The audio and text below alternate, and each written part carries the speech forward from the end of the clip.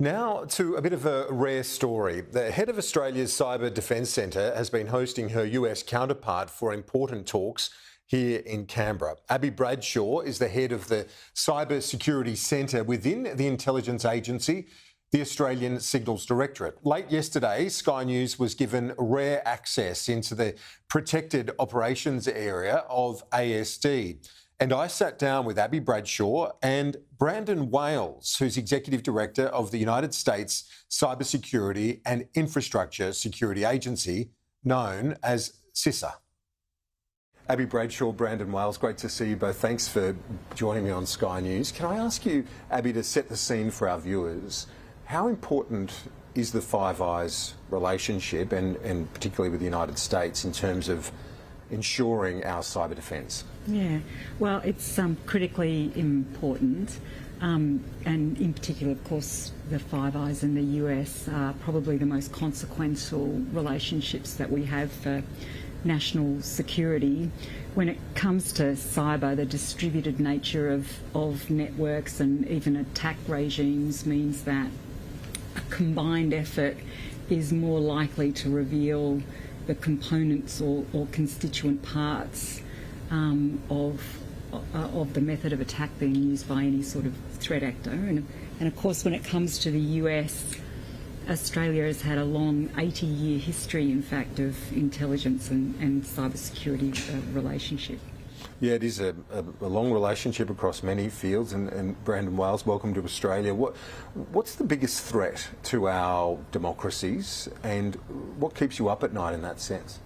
I think from a cybersecurity perspective, the thing that we are most concerned about would be attacks against our critical infrastructure. The infrastructure that enables our economy, our way of life, our security. And we know that there are nation states today that are targeting our critical infrastructure. The United States has found just in the past year Chinese efforts to burrow into our critical infrastructure to hold it at risk. And the concern that they could use that to sow panic inside the United States, cut off the lifeline to our communities. And that's the thing that we're most worried about and most focused on protecting. And so China's the number one?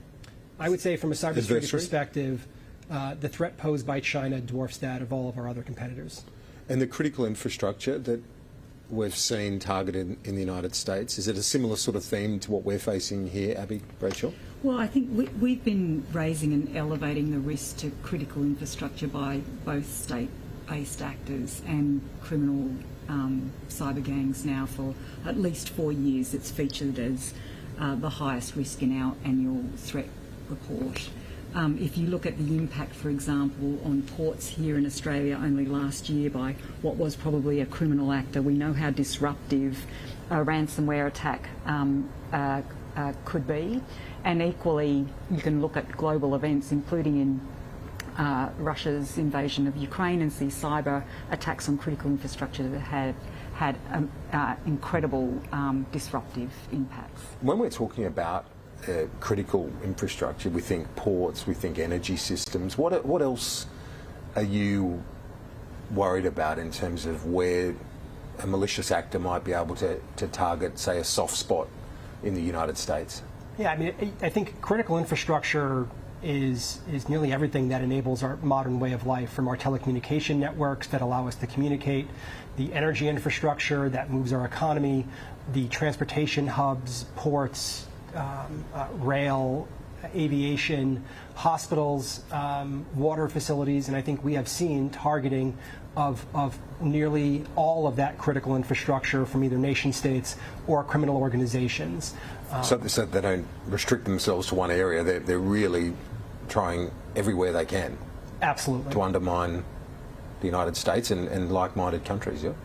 You know, they've got different objectives. Criminal organizations are obviously looking to advance their criminal ends, largely making money, and they're going to target whatever infrastructure they can that is likely to pay a ransom or pay from an extortion scheme. Nation states are looking to steal economic or political intelligence, or more concerning, get into that critical infrastructure and hold it at risk to potentially disrupt it or destroy it at the time and place of their choosing to affect our geopolitical decision making. And just to get back to what we started with, that collaboration. We've seen an increasing, I guess, very public response to some of these attacks by the Five Eyes, doing it together, and sometimes other nations joining in as well in calling out this behaviour. Why do you do that? Yeah, I think the start point is what's probably not understood is just how reliant we are on each other in the context of a cyber attack. You know, we might say here in Australia, if there are 80 people in ASD working to support an attack, well, I know that there are several hundred in the United States, in the UK, Canada and New Zealand, all working to the same end. And I think the collaboration is something which other adversaries don't have on their side, so it's useful.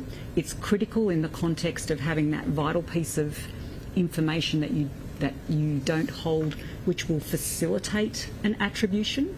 So if I take, for example, our recent cyber sanction on a Russian individual associated with Medibank, in fact, we didn't have in our holdings all the pieces of technical evidence to support that attribution. We relied on US partners and other Five Eye partners and industry partners to get that picture together. So I think what you're seeing is a reflection of that combined work in the background, and then I think a more significant requirement to call out those red lines and to impose cost on those that aren't acting in accordance. So those statements almost reflecting a unified response publicly and privately. Do you have a similar example where, say, Australian intelligence or someone else in the Five Eyes has been able to prove a pivotal contributor to something you've been working on?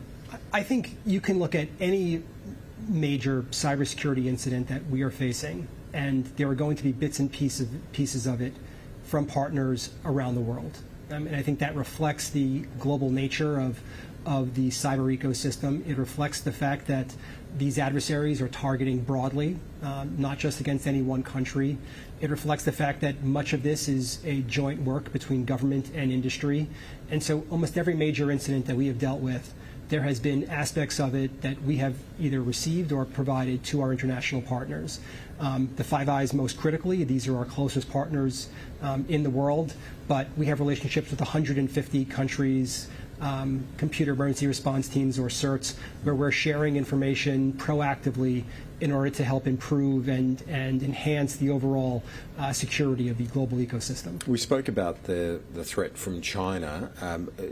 In terms of the criminal gangs that we're facing these threats from as well, where do you pick them up from mostly? Is it Eastern Europe? Is it Russia? It's mostly in Russia and usually some other parts of Eastern Europe, and they're operating from places where they believe that they're permissive environments. It allows them to execute their attacks with impunity, and it is the reason why this ransomware scourge has been allowed to go on as long as it has, because they do operate in these largely safe havens.